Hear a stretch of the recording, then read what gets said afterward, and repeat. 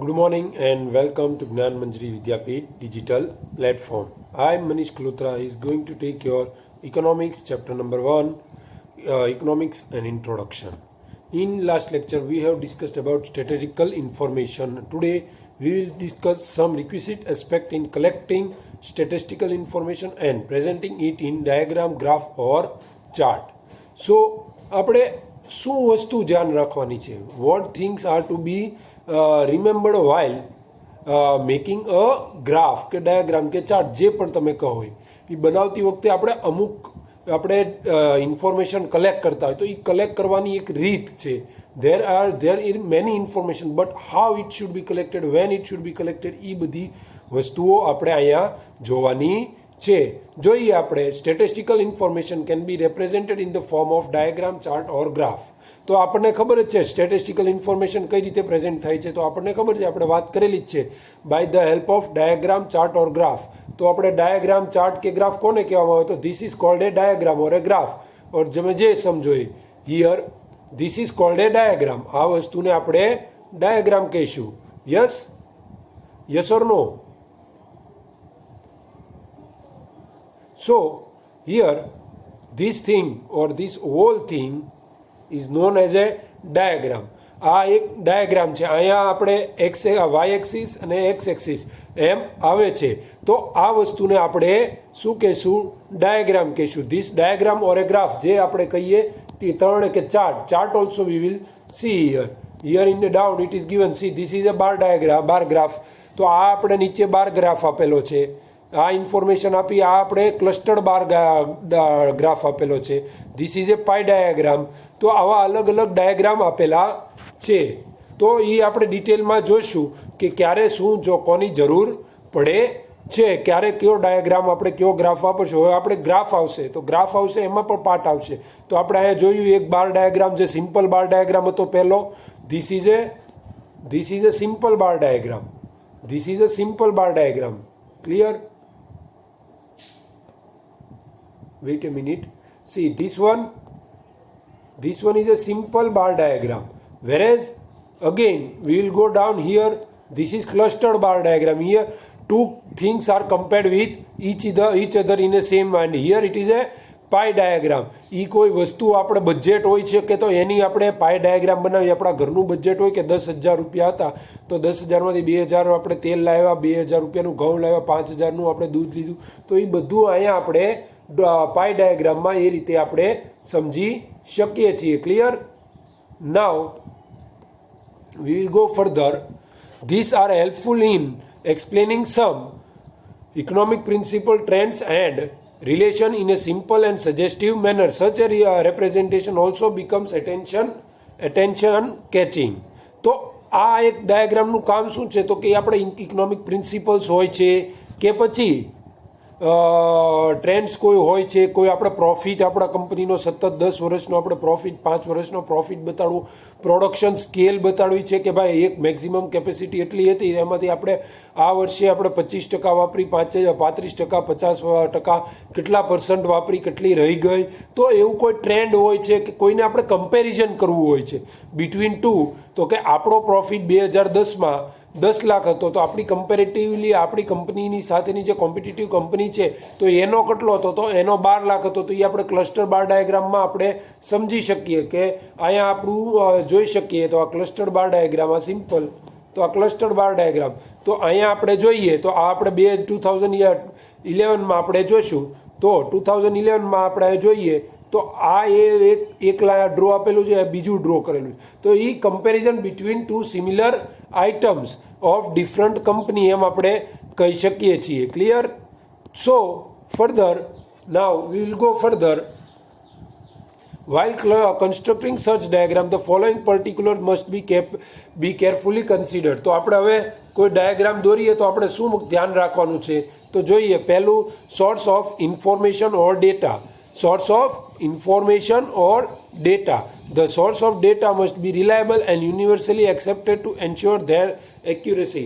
તો આપણા ડેટા કેવા હોવો જોઈએ? It should be accurate. એક સિમ્પલ વર્ડ્સમાં આપણે કહીએ then it should be accurate. આપણા એવા જો આપણને કોઈક ઇન્ફોર્મેશન ગેધર કરવાની કહે છે કે ભાઈ તમે ગેધર કરો કે કેટલા સ્ટુડન્ટ્સને 11th 10th પાસ કરી અને 11thમાં આવ્યા છે તો કેટલાને સાયન્સ લેવું છે, કેટલાને કોમર્સ લેવું છે અને કેટલાને આર્ટ્સ લેવું છે. તો આ ઇન્ફોર્મેશન આપણને ગેધર કરવાની કે છે. તો એ ગેધર કરવાનું હોય છે તો એ આપણે આપણી રીતે ગેધર નથી કરવાની. આપણે બધાને પૂછવાનું છે અને એમાંથી આપણે information collect. Those who want to select commerce tick there, those who want to select science tick there, those who want to select art tick there. તો એ પ્રમાણે ટીક કરતું જવાનું ને એક આખું રિલાયબલ ડેટા સોર્સ ક્રિએટ કરવાનો. પછી કહેવાય 1 લાખ રૂપિયા ટોટલ 1 લાખ સ્ટુડન્ટ્સ પાસેથી અમે રિવ્યૂ લીધા હતા. 1 લાખમાંથી 50,000 કોમર્સમાં જવા માગે છે, 34,000 આર્ટ્સમાં જવા માગે છે અને 20,000 કે 16,000 રેસ્ટ જે વધે છે એ બધા સાયન્સમાં જવા માગે છે. તો આ રીતે તમારે ચેક કરવું પડે. By this thing you can check information can be gather. તો આ રીતે તમે ઇન્ફોર્મેશન ગેધર કરી શકો છો. એને ઇન્ફોર્મેશન ગેધર કરવાની એક રીત હોય છે. તો એ આ રીત છે. તમને એક લિસ્ટ આપવામાં આવે છે પછી તમને ઈચ્છા પડે એ પ્રમાણે તમે ઇન્ફોર્મેશન લખી નાખો, એ ન ચાલે. But it should be reliable and universally accepted. તો એ બધાએ એક્સેપ્ટ થઈએ કે એવું હોવું જોઈએ. કોઈ એવું ન હોવું જોઈએ કે જે આપણે ખુદને પણ આપણને એમ લાગતું હોય કે આમાં કશું નથી. તો એવા ઇન્ફોર્મેશન આપણે ગેધર ન કરવી જોઈએ. But it should be reliable and accepted by all. તો એ એવું હોવું જોઈએ કે કાંક એ યુઝફુલ થઈ શકે, એ લોકોને કામ રૂપે આવી શકે. Clear? For instance, to obtain information regarding growth and development parameters in India, the Economic Survey of India and data provided by Central Statistical Organization is a reliable source. તો કે શું હવે આપણે growth and development parameter of India આપણે search કરવું તો ટૂંકમાં growth and development of India, આપણું ડેવલપ કેટલું ઇકોનોમિક ડેવલપ થયું તો એ આપણે જાણવું છે. હવે આપણને કાંઈ એક્ઝામ્પલ આપ્યો છે કે ભાઈ તમારે growth and development parameters of ઇન્ડિયાનું તમારે ધ્યાન દોરવાનું છે, એ ઇન્ફોર્મેશન ગેધર કરવાની છે. તો પહેલેથી કોઈ કંપનીએ એ ઇન્ફોર્મેશન કરેલી જ છે. તો એ એવી કોઈ રેસ્પેક્ટેડ ઓર્ગેનાઇઝેશન હોય કે પછી કોઈ ગવર્મેન્ટ ડિપાર્ટમેન્ટ હોય કે કોઈ નામચીન કોઈ બીજું હોય એની પાસેથી લ્યો તો વસ્તુ અલગ છે. બાકી તમે ડાયરેક્ટ તમે ગમે એમ તમારી રીતે 5 જણાને પૂછી અને લખી નાખો તો એ ન ચાલે. Here it says that economic survey of India and data provide by central statistical organisation. તો સેન્ટ્રલ સ્ટેટિસ્ટિકલ ઓર્ગેનાઇઝેશન ગવર્મેન્ટનું ડિપાર્ટમેન્ટ છે જે સ્ટેટિસ્ટિકલ ઇન્ફોર્મેશન ગેધર કરે છે. Different type of statistical information. It gathers different type of statistical information. So આવી central statistical organisation કોઈ પણ વસ્તુ કર્યું હોય છે તો એની પાસેથી તમે ઇન્ફોર્મેશન ગેધર કરો તો એ તમે રિલાયબલ સોર્સ કહેવાય. બાકી તમે બીજેથી કરો તો એ રિલાયબલ સોર્સ ન ગણાય. ક્લિયર? સો જોઈએ આગળ. To obtain comparative data for such parameter for different countries of the world development report is reliable and universally accepted source. તો આવી જ રીતે આપણને વાત કરી તો કે આપણે આપણા ભારતનું સર્ચ કરવું હતું તો આપણે શું જોયું તો કે સેન્ટ્રલ સ્ટેટિસ્ટિકલ ઓર્ગેનાઇઝેશન જે આપણું એક ડિપાર્ટમેન્ટ છે ગવર્મેન્ટનું સ્ટેટિસ્ટિકલ ડિપાર્ટમેન્ટ, એમાંથી આપણે ઇન્ફોર્મેશન લઈ શકીએ કેમ કે એ રિલાયબલ ઇન્ફોર્મેશન આપણે માની શકીએ છીએ. બટ જો હવે આપણે એમ કહીએ કે કોઈ ડિફરન્ટ કન્ટ્રીઝની અલગ કન્ટ્રીઝની આપણે ઇન્ફોર્મેશન ઇકોનોમિક સર્વે કાઢવો છે કે ડેવલપમેન્ટ પેરામીટર્સ આપણે સર્ચ કરવા છે world different countries like USA, China, India, even America, USA આવી, યુકે. સો આવા ડિફરન્ટ કન્ટ્રીઝનું આપણે સર્ચ કરવું છે તો એ આપણે કઈ રીતે સર્ચ કરશું? How it will B find there? તો એ રીતે આપણે સર્ચ કરવું હોય તો આપણે વર્લ્ડ ડેવલપમેન્ટ રિપોર્ટ કહેવાય છે. વર્લ્ડ ડેવલપમેન્ટ રિપોર્ટ છે એ એના સોર્સિસ છે એ રિલાયબલ છે અને યુનિવર્સલી એક્સેપ્ટેડ સોર્સિસ પાસેથી ચાલતું હોય એટલે એની પાસેથી તમે ઇન્ફોર્મેશન લઈ શકો છો. ક્લિયર? જોઈએ આગળ.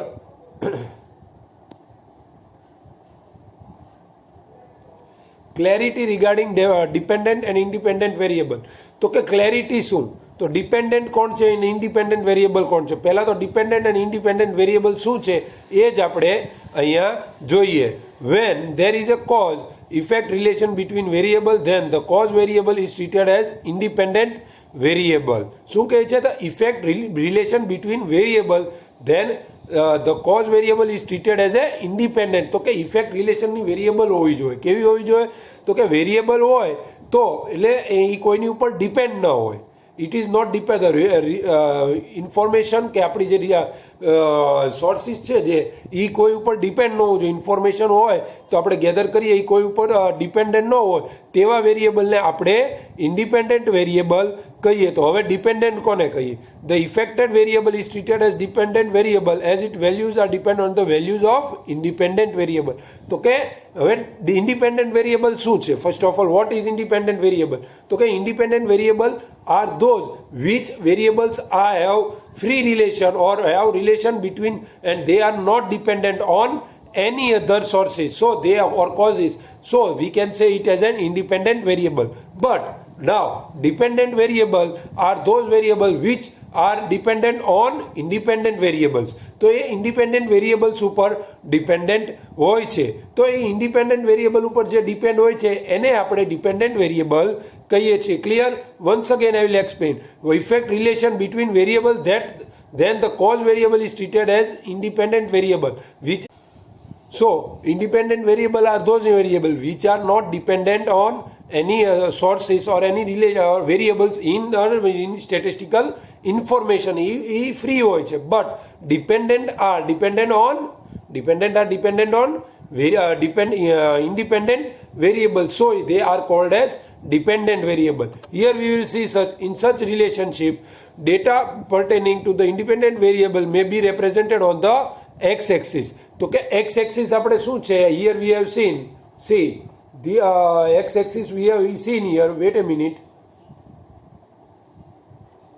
So this is x-axis. This line is going from left to right. This left to right is going is a x-axis. We can say it as a x-axis. Whereas here from up to down or down to up, line is going from 0 to 70, 80 is going. That is called as y-axis. Clear? So we will see here further detail.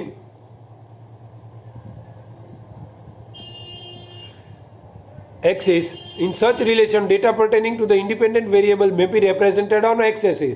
It is on x-axis. Independent variable are on x-axis, and the pertaining to the dependent variables must be represented on y-axis. So we can clearly understand that y-axis is known from down to up going line, straight line is known as y-axis, whereas from left to right in downwards line going is known as x-axis. So independent variable will come on x-axis, whereas dependent variable will come on y-axis. Clear? We will see one example. For instance, if we are examining the relation between rainfall and agriculture production in a region, then the rainfall is the independent variable and represented on x-axis, and agriculture production is dependent variable and therefore represented on y-axis. So here we have taken example of rainfall and agriculture. We know rainfall કોઈના હાથમાં નથી, એ ભગવાનના જ હાથમાં છે. So we can say it as an independent variable. એ વરસાદ આવે તો એગ્રીકલ્ચરમાં કામ થાય, વરસાદ ન આવે તો એગ્રીકલ્ચરનું કામ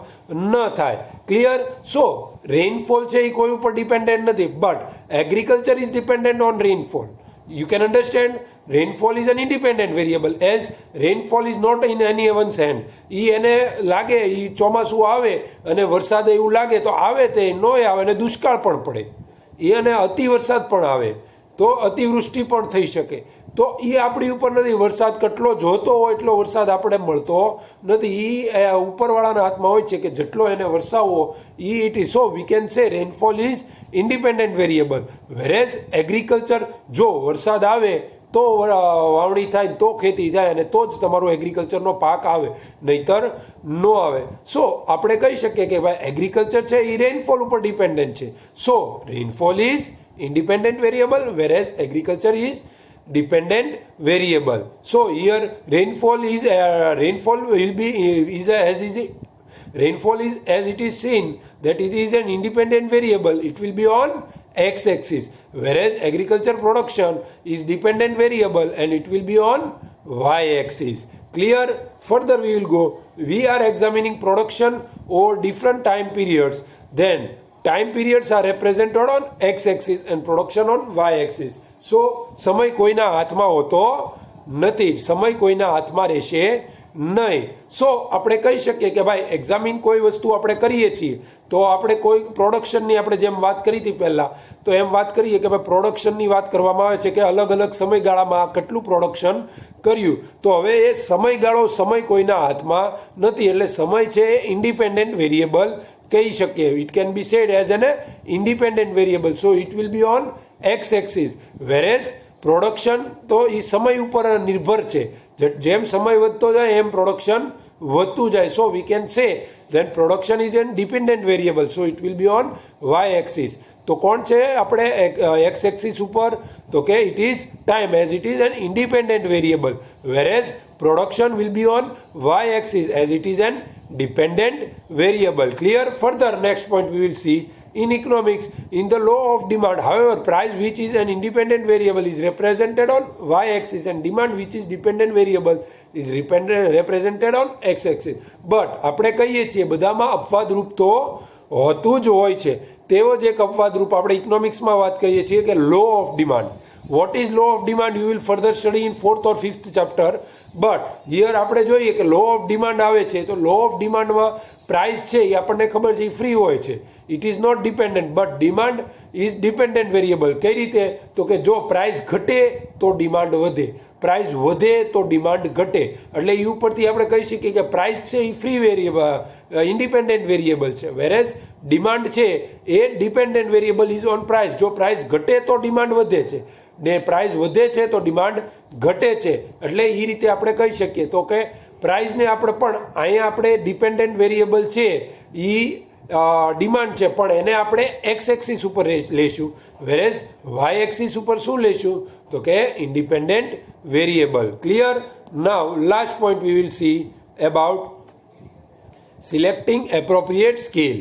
In order to obtain a systematic graph with clarity and appropriate size, proper scale must be taken on both the axes. Scales are measures that taken to represent actual data in diagram. If actual data is too large, say in thousands or lakhs, then such data cannot be directly represented in chart. Hence, it is represented after converting into measures on appropriate scale. તો આપણે શું કહે છે કે ભાઈ પહેલાં તો આપણે ડાયાગ્રામ, પહેલો તો વસ્તુ શું હોય કે વ્યવસ્થિત ડાયાગ્રામ દોરવાનો રહેશે. ડાયાગ્રામને આડોઅવળો નહીં, વ્યવસ્થિત દોરવાનો. Plus there measurement should be perfect. C here we can see,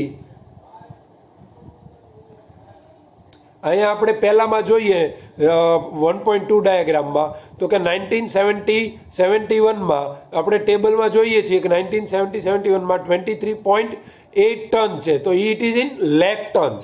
કેટલા? એટલે 23,80,000 ટન્સ છે. તો એને કન્વર્ટ કરીને શેમાં કર્યું છે? 23.8. પછી લેક્સને છે ને એ ફિગર્સમાં આપણે અન્ડરસ્ટેન્ડ કરી લેવાનું આપણે.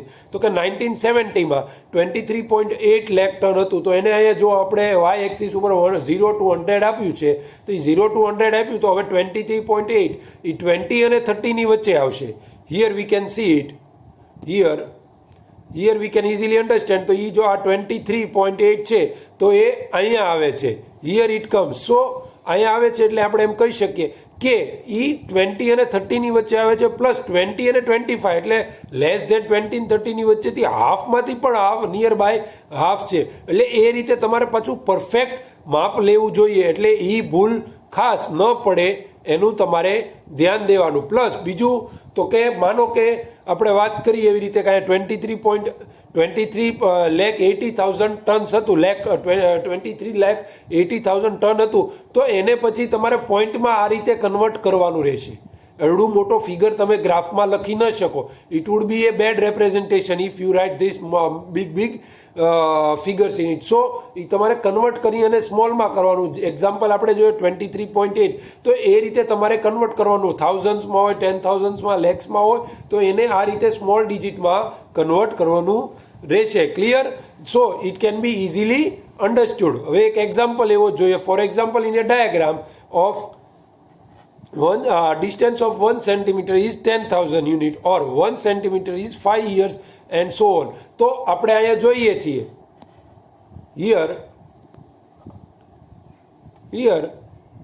here we can see 0 to 10. it is of 0 to 10 શું છે? 0 to 10 એટલે 0 થી 10 લાખ સુધી, 10 to 20 lakh year, 20 to 30 lakh, એમ એક એક સેન્ટીમીટરનો એને ગેપ આપ્યો છે. એ એક એક સેન્ટીમીટરનો ગેપ કેટલો થતો હશે? 10-10 લાખનો ગેપ થતો હોય છે. તો એ રીતે તમારે લખી રાખવાનું હોય સાઈડમાં. Here it is return, see half centimetre equal to 10 centimetre, Y axis it is said half centimetre equal to 10 tons, whereas એનો X axis equal to years, જે બતાડ્યા છે એ ઇયર્સ ડાયરેક્ટ બતાડ્યા. તો આ રીતે તમારે ગ્રાફની બહાર સાઈડમાં લખવાનું રહેશે, અને પછી તમે 10, 20, 30, 40, 50 એ રીતે તમે ઇઝીલી લખી શકો છો. Clear? So here we conclude such scales are taken